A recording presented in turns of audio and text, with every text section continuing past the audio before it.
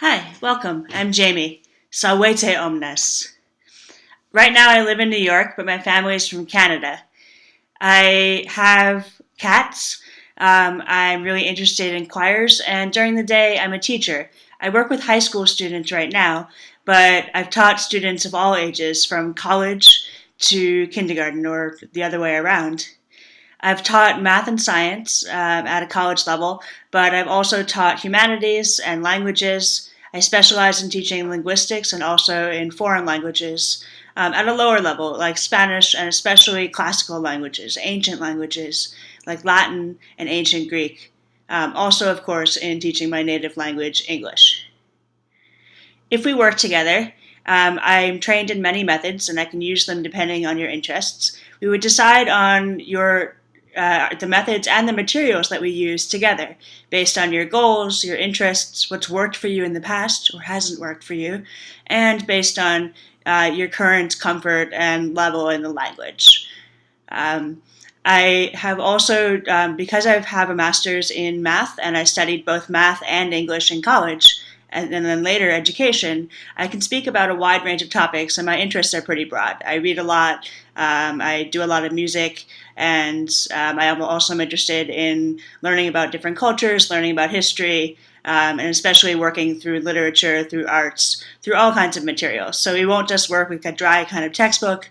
We'll work with real, authentic English texts, whether it's literature or whether you have more professional needs and you need to create or understand technical material, technical scientific material, or a more formal sort of English, whether you need to understand it in reading or to produce it if you're lecturing or if you're writing an article or even a book.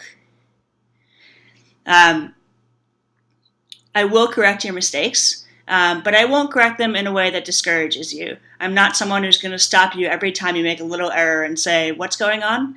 I prefer the communicative approach, which means that we'll be focusing on meaning. We will talk about the form of the language, but we'll do that through real, authentic communication and through discussing real issues, through discussing real problems you might encounter either at school or at work or in traveling to an English speaking country. I also specialize in students with learning disabilities or attention issues like ADHD. But if you have those, that's great. I can work with you, and I'm really excited to. Even if you don't, if you've experienced a lot of problems with language learning in the past, I can probably help you more than a lot of other teachers because I specialize in students who have experienced a lot of failure and a lot of difficulty when they've learned languages, when they've learned English or Latin or Greek in the past. Say omnes. Nomen mehi est Jacobus Latine aut Jamie Anglicae. Habito et habitavi in novi aberraci multos annos. Nunc magister sum multarum linguarum antiquarum et novarum. Vade mehi placet docere linguam latinam. Possum tibi adjuare, sive velis solum legere et transducere, sives velis discere quomodo loqui et scribere. Puto optime esse loqui ita ut si studias mecum temptabimus paulatim loqui latine. I want to talk to you about some languages that are ancient languages that are learned much less often, but are languages that I'm very excited to teach you. So these are ancient Greek and Sanskrit. In both languages, I've received a lot of requests on iTalki and other places to teach the language. So even though I'm not able to use an active approach with Sanskrit and only teach beginner and intermediate students, I'm very excited to introduce you to the language, to the script, and to the grammar, and we can use a more traditional approach that'll still help you tailor and adapt to your own interests. I find in both languages the biggest problem is the lack of materials, so I'll provide you with the best of the materials that I've used as an independent learner, and in Greek especially, use somewhat of an active approach if you would like. So if you would like, we can speak a little bit, we can write a little bit, and that often helps you really gain a fluency and a command in the language that you can't get otherwise. I don't teach modern Greek, but I am a student of modern Greek now, and I've found that my learning of modern Greek has really, really helped me to learn ancient Greek better and to know, for example, how you would call an airplane or a telephone in an ancient Greek language by using loanwords from modern Greek.